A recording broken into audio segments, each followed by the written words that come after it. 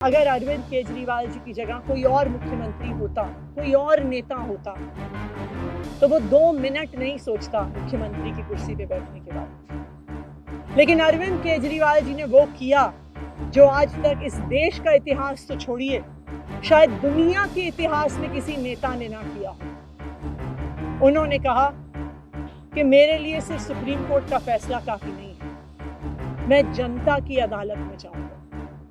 जब दिल्ली की जनता मुझे कहेगी कि हम तुम्हें मुख्यमंत्री के रूप में देखना चाहते हैं, जब दिल्ली की जनता के नेता मेरे गुरु अरविंद केजरीवाल जी का धन्यवाद करना चाहती हूँ, जिन्होंने मुझे इतनी बड़ी जिम्मेदारी दी और इस जिम्मेदारी के लिए मुझ पे भरोसा किया।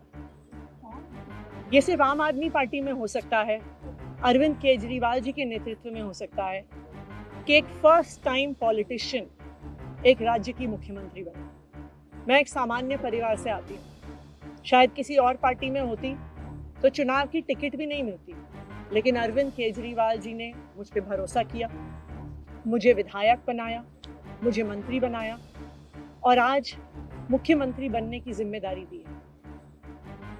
मुझे सुख, मैं खुश हूँ कि अरविंद केजरीवाल जी ने मुझ पे इतना भरोसा किया है।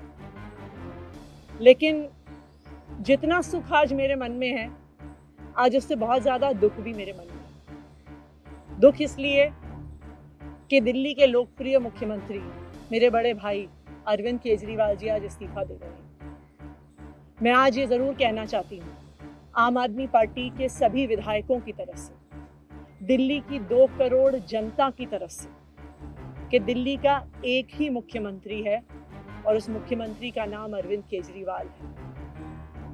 भारतीय जनता पार्टी ने पिछले 2 साल से अरविंद केजरीवाल जी को परेशान करने की, उनके खिलाफ षड्यंत्र रचने की कोई कसर नहीं छोड़ी। एक ऐसा आदमी जो अपनी IRS कमिश्नर की नौकरी ठुकरा सकता था, एक ऐसा आदमी जो एक नई पॉलिटिकल पार्टी से पहली बार चुनाव लड़के मुख्यमंत्री पद से इस्तीफा दे सकता था, ऐसे आदमी पर, ऐसे ईमानदार आदमी पर भारतीय जनता पार्टी ने भ्रष्टाचार के आरोप लगाए, झूठे केस किए, फर्जी केस किए, अपनी एजेंसीज ED को, CBI को उनके पीछे छोड़ दिया, उनको झूठे मुकदमे में 6 महीने तक जेल में रखा।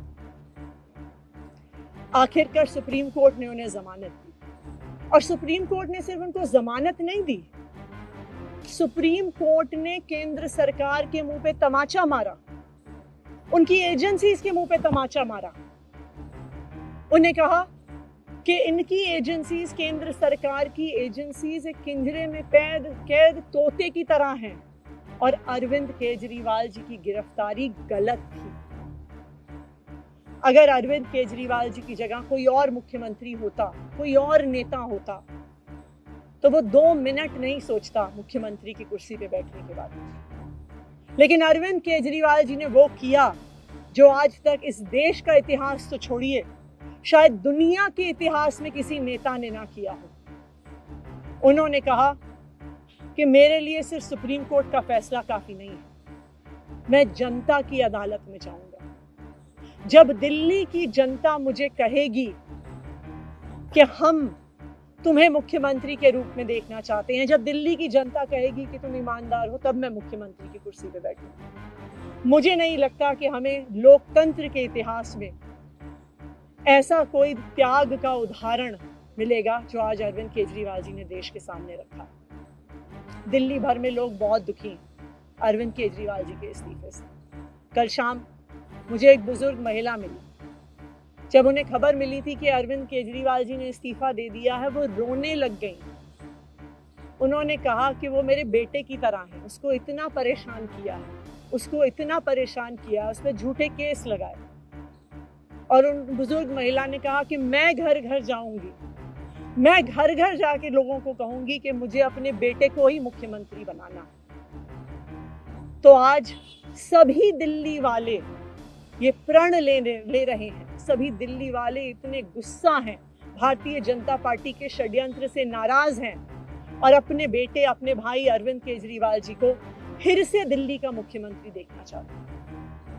क्यों देखना चाहते हैं दिल्ली वाले अरविंद केजरीवाल जी को फिर से मुख्यमंत्री? क्योंकि उन्हें पता है कि अरविंद केजरीवाल ही ऐसे ईमानदार मुख्यमंत्री हैं जिनकी वजह से उन्हें फ्री बिजली मिली। उन्हें पता है कि अगर अरविंद केजरीवाल जैसे ईमानदार व्यक्ति मुख्यमंत्री नहीं रहे तो उनको फ्री बिजली मिलनी बंद हो जाएगी। उन्हें पता है कि अरविंद केजरीवाल जैसे ईमानदार व्यक्ति अगर मुख्यमंत्री नहीं रहे तो उनके बच्चों के सरकारी स्कूल बदहाल हो जाएंगे। उनको पता है कि अरविंद केजरीवाल जैसे ईमानदार व्यक्ति अगर मुख्यमंत्री नहीं रहे तो जो अस्पतालों में, सरकारी अस्पतालों में अच्छा इलाज मिलता है, मुफ्त दवाइयां मिलती हैं, वो बंद हो जाएंगी। उन्हें पता है कि अगर अरविंद केजरीवाल जी मुख्यमंत्री नहीं रहे तो मोहल्ला क्लिनिक बंद हो जाएगी। अरविंद केजरीवाल मुख्यमंत्री नहीं रहे तो दिल्ली में महिलाओं की फ्री बस यात्रा बंद हो जाएगी, बुजुर्गों की तीर्थ यात्रा बंद हो जाएगी। क्योंकि उन्होंने देखा है कि भारतीय जनता पार्टी की 22 राज्यों में सरकार है, किसी एक राज्य में भी वो फ्री बिजली, अच्छे स्कूल, अच्छे अस्पताल, मोहल्ला क्लिनिक, फ्री बस यात्रा नहीं दे पाते हैं।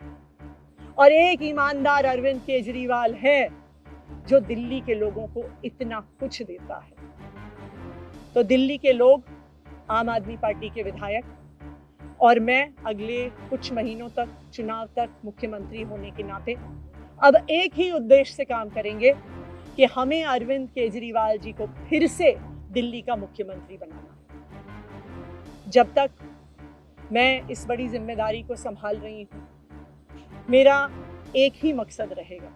मुझे पता है कि भारतीय जनता पार्टी अपने एलजी साहब के थ्रू दिल्ली वालों के खिलाफ षड्यंत्र रचेगी।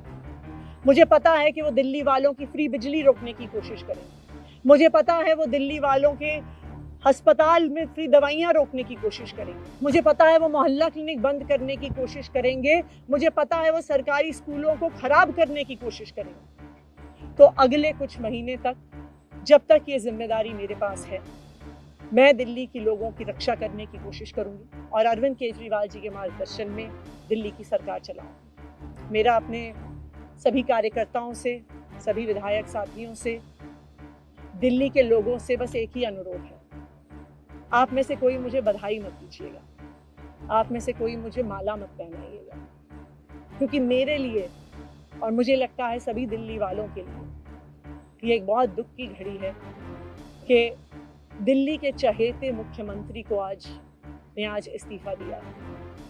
मैं एक बार फिर अरविंद केजरीवाल जी का धन्यवाद करती हूँ जो उन्होंने मुझ पर भरोसा दिलाया, मुझ पर भरोसा दिखाया। और मैं दिल्ली के लोगों की तरफ से फिर से एक बार ये कहूँगी कि वो जल्द ही आने वाले चुनाव के बाद अरविंद केजरीवाल जी को अपना मुख्यमंत्री देखना चाहिए। धन्यवाद।